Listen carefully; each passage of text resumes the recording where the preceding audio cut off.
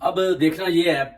کہ ان سب نے مل کر عمران خان کو قید کیا یا عمران خان نے ان کو قید کیا ہوا ہے، کیونکہ چیخیں تو ادھر سے نکل رہی ہیں. خان صاحب تو اندر بند ہیں، وہ تو کسی قسم کا نہ تو شور ڈال رہے ہیں، ان کے اوپر تشدد بھی کیا جا رہا ہے، پھر بھی انہوں نے کسی قسم کا شور نہیں ڈالا بالکل کہ میرے ساتھ کیا سلوک کیا جا رہا ہے. وہ کہتے ہیں آئیں اور آ کر دیکھ لیں مکھیاں ہیں اور کیسے میں اندر گزارا کر رہا ہوں، اور یہ میرے اوپر جو رات دن یہ جرم ڈھائے جا رہے ہیں میرے اوپر،